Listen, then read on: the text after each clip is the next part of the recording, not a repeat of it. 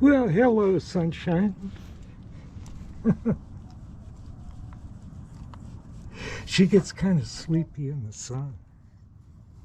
It's nice and warm out here. And I'm really proud of myself, and I didn't burden you with this. I now have 3 refurbished lead hammers. It's like security or something. I feel very good about that. Now, I managed to find my big lead hammer. Now, these are 2.5 pound, a little lighter than the Boeing, famous Boeing hammers. But I find this about right for knocking stuff into curb vices and kind of knocking stuff around like on a table. Kind of, you know, and it won't hurt the machine.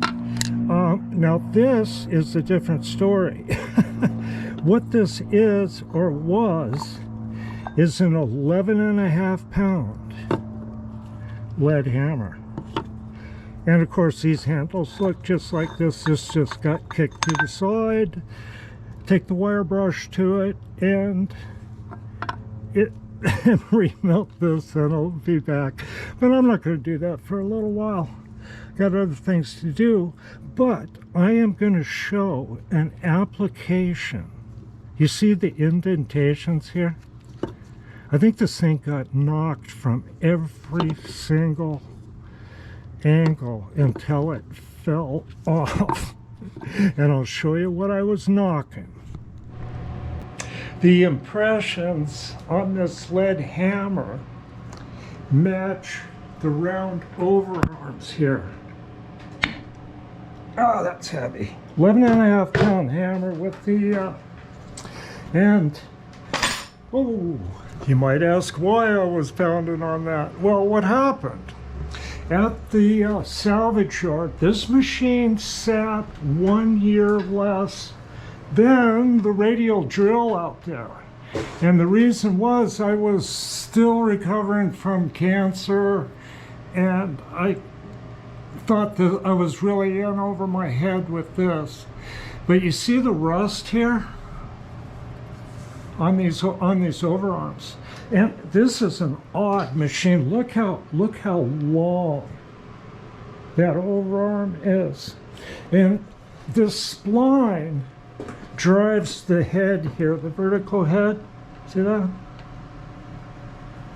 And you can put a coupler, it's a standard spline, you can put a coupler in the extension spline and actually run the head that far out and twist it around, I guess. I don't know exactly everything they did, but I know they were milling some spirals. Using the dividing head.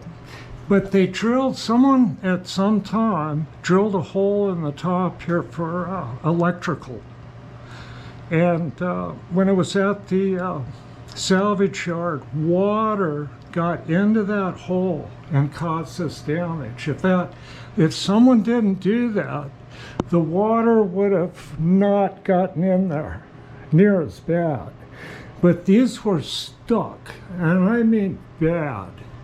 And I walloped on these overarms with that lead hammer and recast it at least 5 times. And you can see there's no damage. I numbered these overarms and because they're selectively fit in that head. And one of them is just about 4/10 smaller than the other, and that's a tight fit in there. So when you have something frozen with rust, it's really a problem. And what I had to do was get this machine tilted and pull all this stuff out here. The overarms you can see right here were in this position, right where that lock is. So that was quite far back. But I was able to pull this is a gear deal that works on the rack here. and get in there and apply heat, melt beeswax, pure beeswax, not the cutting compound, and get this hot enough and enough times and wallop those out with a lead hammer without causing damage. And it's a miracle. As ugly as that is, no matter where I clamp it, it has no effect.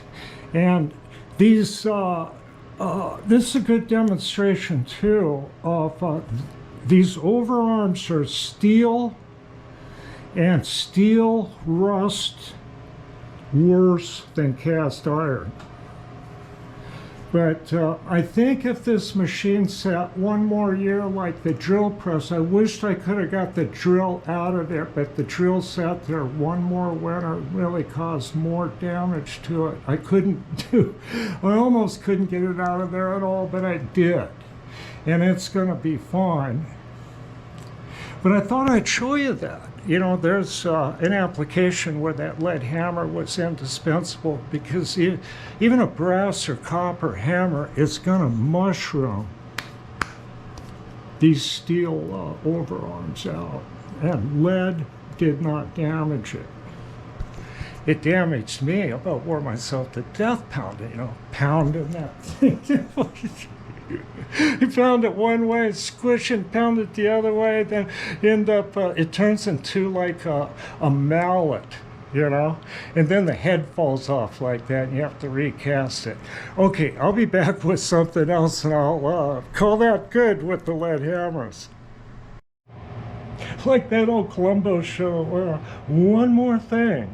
I did clean the mess up here. Swept the floor, cleaned it up from making those lead hammers, so I wasn't tracking that stuff around. Okay, did not track it in the house and all that. Threw the clothes in I had in the washer. Okay, so you don't want to you don't want to track that stuff around. Be careful out there. I'll be back real soon. Okay, this is the biggest blade that 1214 saw will take. It came with this is 14.5 inches. And you can see from the flange and stuff, it'll cut about 5.5 depth. And that's something about this saw. There's a lot with table saws I won't bore you with. Now, this is an interesting piece here. I don't know, this is a Delta tool. I don't know if it's made in Taiwan or something, but it's totally out of whack. I mean, the thing is near useless until I completely disassembled it and remachined it, and now it's accurate. So I think this is kind of a notorious crummy attachment made in the worst years of Delta. I don't know. It's newer than the saw with the plastic handles and stuff, you see. But I took the jig bore actually and redid the ways and the slides and everything on this, and it's actually usable. You just got to reinvent stuff. Okay, let's go look at the top side of the saw here. Okay, so what I got in here is a Diablo blade you can buy at Home Depot that fits those miter saws they sell now. And this is a general purpose blade. And I find it's just really nice for cutting up salvage lumber. For one reason, it's not a real expensive blade like this one here. There's a custom grind American made rip blade. And one of the interesting things about saws, now, hey, come on. I might have to turn the camera off and do something about her. She's just really gets mad at me for not having her by me. Okay. This starts to get into the custom industrial saws, 1-inch arbor. Now, the standard table saw most people use is a 5/8 arbor.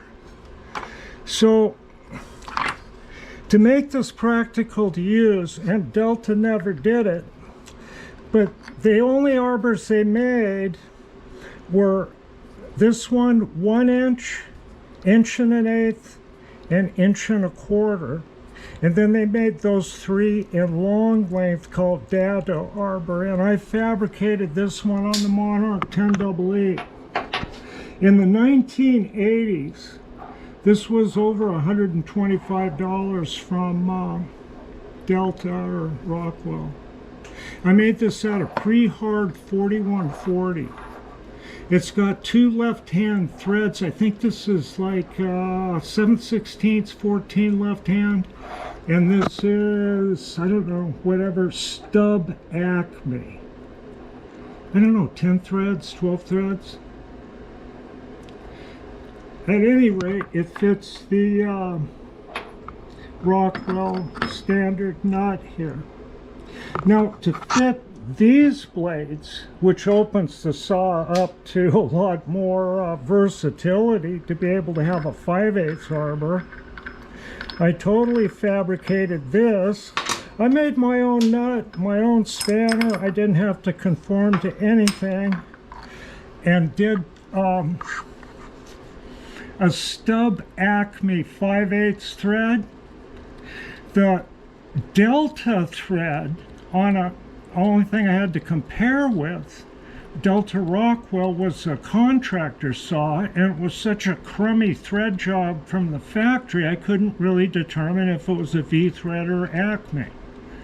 So anyway, I did a stub Acme on the Monarch 10EE and made this totally unavailable arbor, except for Grizzly copied this saw and sold it for a few years and discontinued it, and did make this arbor.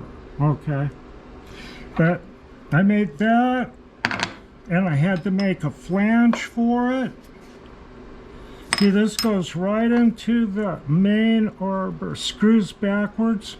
It's like the only machines that do this is the Moore jig bore and internal grinding spindles on heavy cylindrical grinders will have a mount like that, and it makes things run precision true, and that's why they did it, and I think that's why these cost so much.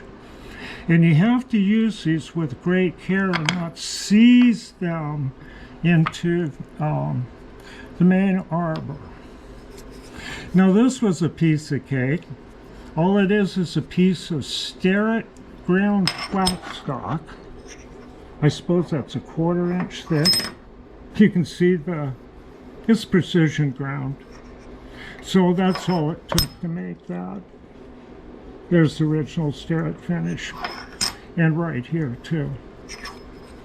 So that goes into the arbor. The arbor has this built in, and so this claps onto the blade, and this left-hand thread here, I have a spanner I made special. I don't know if it's still hanging real close. I'll show you that. And there it is.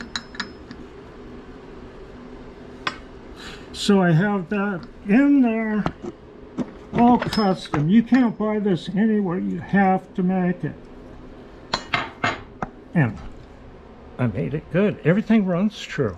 But it made this saw usable, very usable. Okay, I'll come from the other side here after I drink a coffee.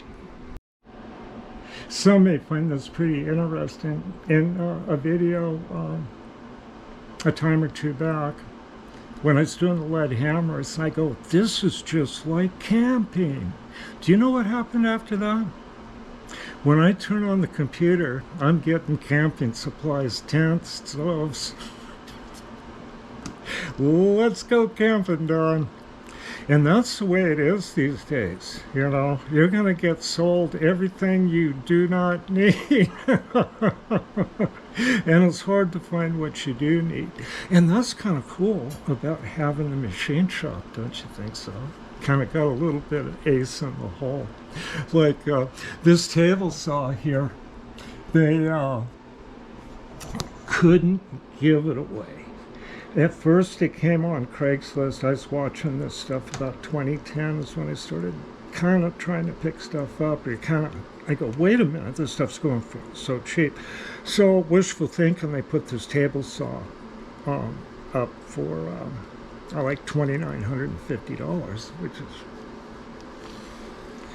a lot of money, and things weren't going that good. And they had a bunch of other stuff, and a bunch of people come over and stuff like that. People look at this saw and they go, well, God, you know, it's got a 1-inch arbor and it's a short one. It's kind of like a one-trick pony, and it weighs 1,000 pounds, and it's 5 horsepower 3-phase, which is a low-powered saw for a 3-phase saw. Excuse me. Got a piece of sawdust in my nose. So it's a hazard of the hobby, huh? And I'll call this my hobby because this is really kind of fun. So they couldn't sell this saw, and it ended up getting shoved outside, and they tried to sell the attachments on it. It's got this really nice blade guard, and it's really good to use the blade guard. Now, Chloe, I'll cook you some more chicken. Gotta bribe that dog, you know? Well, anyway, they tried to sell the overhead guard vacuum and the Weissmeyer fence. Really nice. This is an old original. Very nice. Still works fine. And it's got an attachment that goes over here on this side for panels and stuff. Sliding saw attachment. Excalibur, made by the same company in Canada. You know, really, really nice. And still they couldn't sell that. They sold everything else. And I finally called them up. I go, well, what will you take for the whole mess, you know, or get the whole mess off your hands? And the guy goes, oh, $500. I want $500. Everything that's here, $500. And I go, well, I did research on the saw by that time, and I go, yeah, okay. And, you know, because of the fence and all the stuff here. And it just worked out to be a good deal. And it came with a rusted tabletop. And about 2011 or so, I guess, 2012, I searched the internet on how to clean your table saw top, get the rust off. And that's how I came up with that 50-50 acetone and automatic transmission fluid. With Mercon or whatever. As long as it's red, it seems to work. I'm not sure if it's all got Mercon, but be sure to buy the cheapest, because it doesn't matter. Buy the real cheap stuff on that. ATF and the brass brush, but first scraping. And, you know, a fellow mentioned that he liked using the razor blades. And I did that. I almost did the whole top on here, and I go, wait a minute, this is a little too hard on me. Unless that's, I don't know. I could have made a better holder or something. But I just went to a carbide scraper and was careful with it. Okay. But it's good to start, you know, initially get rust off by scraping with razor blades or something like that. Try not to scratch the surface. Then use that mixture with a brass brush, and it makes a dark slurry. It's like a chemical reaction. It's important to have that brass brush, and no Scotch-Brite, sandpaper, power tools. It takes time, but you end up with a decent machine. You know, this thing was solid rust. By the time I bought it, it sat outside for more than a year. You know, it was on Craigslist for a long time, disappeared. Then they came back on trying to sell the rest of the crap, and then almost had a freak. Says there is a saw or something. So that's kind of how that went. You know, the equipment back then wasn't worth anything. But this saw is a machine tool, and it's a lot better than a lot of stuff out there now, just as far as heft and precision adjustments and stuff like that. It really can be adjusted precise, and it's heavy enough that it stays set. And that's kind of important with some things. Now, you know, like I talked about the me mentioning camping, and then I'm being sold camping stuff, and it's happened with a lot of different things, a lot of things that I've mentioned. I just noticed it's getting more and more, and it's not going to get any better, and you know it. I can't show you what's inside these boxes because that would raise hell, you know, and it's because they're toenails clippers for thought to be extinct, but might not be, Tasmanian tiger. And it's a sensitive item. And then there's toenail clippers for the Montana spotted grizzly bear and some other personal, what do you call it, personal grooming items for grizzly bears there. So I can't open the boxes, and I apologize that for beforehand. But we can talk about the Tasmanian tiger toenail clippers because it's such an antique. And you know, when you're doing restorations on things like that, you know, you got to be careful and not cross ethical boundaries. But the toenail clippers are probably pre-World War II, World War I, or something like that. So I made a distressed box for it. Here. And back then, I'm trying to think just exactly when this set of toenail clippers was made. But, you know, I can't open it because they're going to try to sell me toenail clippers for the rest of my life. But I hope you can kind of see the, the figure in this walnut. It's stunning. And this is a local walnut tree here in Walla. The toenail clippers have handles, and they have matching handles out of those. The hardware, these are Starrett box class, old ones. And the hinges are off a jewelry box that's old. And I'm not kidding you. An expert took a look at this, and he goes, my God, that set of toenail clippers in a period box with this crypts and all that matching stuff is worth a fortune. And I go, how much more do you think it's worth having the box and wood effects on it? He goes, oh man, maybe $2,000. Well, I didn't say anything about it because it's not for sale, this thing here. But what got me going on this is another guy saw another box I made, and it was for a replica toenail clippers, one of those older replicas. And I thought it'd be cool to make one like, if you look up Buffalo Bob had a nice box for his favorite tool. And I go, yeah, I can do that. So these were all antiques.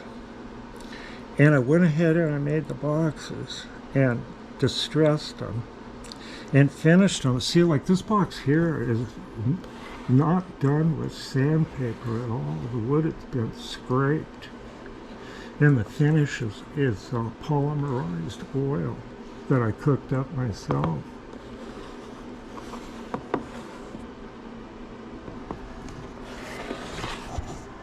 Isn't that interesting?